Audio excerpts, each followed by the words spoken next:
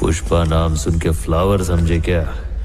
Flower नहीं, fire है। दोस्तों, जिन लोगों ने पुष्पा मूवी देख ली उन्हें ये तो पता होगा कि लाल चंदन काफी कीमती लकड़ी होती है और पुष्पा मूवी की कहानी बहुत कम लोगों को पता है कि ये एक रियल लाइफ स्टोरी है। लेकिन अल्लू अर्जुन की नहीं बल्कि लाल चंदन की इस लकड़ी को लाल सोना भी कहा जाता है और इस लाल चंदन को रक्त चंदन भी कहा जाता है, जिसमें काफी समय से रक्त बहता हुआ आ रहा है। दोस्तों, आपने मूवी में देखा होगा कि लाल चंदन को पानी में फेंक दिया जाता है और वह लकड़ी पानी पर तैरती हुई नजर आती है। लेकिन असल में इस लकड़ी की डेंसिटी बहुत ज्यादा होती है और इसीलिए ये लकड़ी कभी पानी में तैर नहीं सकती। अब ऐसे में क्या आपने कभी सोचा है कि लाल चंदन इतना खास क्यों है? आखिर ये इतना महंगा क्यों होता है और क्यों आज तक इसके लिए दशकों से खून की होली खेली जा रही है? लेकिन दोस्तों, वीडियो शुरू करने से पहले इस चैनल को सब्सक्राइब जरूर कर ले। तो चलिए वीडियो को शुरू करते हैं। दोस्तों, लाल चंदन एक ऐसा पेड़ है जिसका अस्तित्व ठंडा होता है और इसीलिए गर्म खून वाले सांप इस पेड़ पर रहना पसंद करते हैं।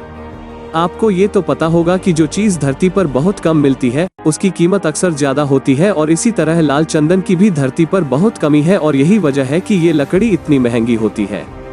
आप इस बात का अंदाजा इससे लगा सकते हो कि ये लकड़ी सिर्फ भारत के 4 जिलों में ही पाई जाती है और आपको ये बात हैरान कर देगी कि इस लकड़ी की 1 टन की कीमत 2 करोड़ से लेकर 4 करोड़ तक होती है और इस हिसाब से सिर्फ 1 किलो लकड़ी आपको 20,000 से लेकर 50,000 रुपयों तक मिलती है और यही वजह है कि पूरी दुनिया में सबसे ज्यादा स्मगलिंग इसी लकड़ी की होती है। दोस्तों, एक रिपोर्ट के मुताबिक एक साल में करीब 20,000 करोड़ की लकड़ी की स्मगलिंग करी जाती है।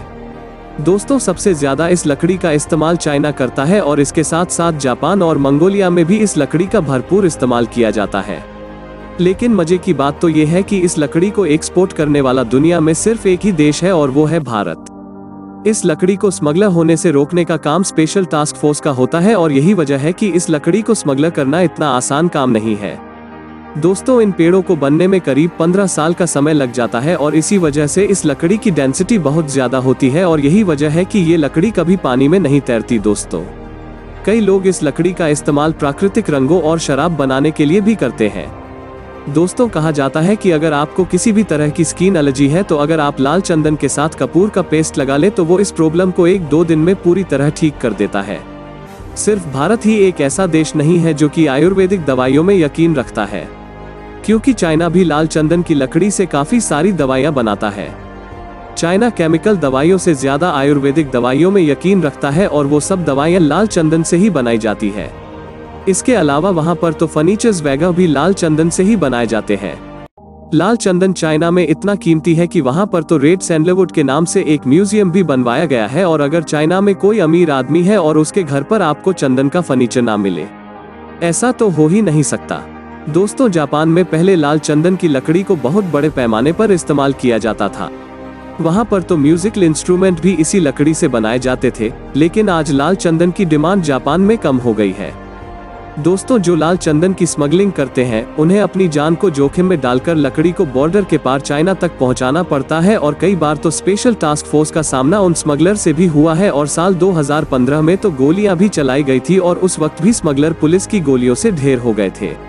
उस लड़ाई में पुलिस ने उन्हें गिरफ्तार भी किया था और दोस्तों, इंटरनेशनल रूल्स की माने तो ये लकड़ी बहुत रेयर है और इनकी सुरक्षा की जिम्मेदारी भी हमारे देश भारत की ही है और इसीलिए 24 घंटे स्पेशल टास्क फोर्स के जवान इसकी सुरक्षा में लगे रहते हैं। वैसे दोस्तों, अगर कोई लाल चंदन की तस्करी करता पकड़ा जाए तो उसे 11 साल की सजा सुनाई जाती है। वैसे दोस्तों, आपको साउथ की मूवी ज्यादा पसंद है और या फिर बॉलीवुड की? हमें कमेंट में जरूर बताएं और अगर आपने इस वीडियो को लाइक नहीं किया तो इसे लाइक कर दे और चैनल को सब्सक्राइब करना ना भूलें।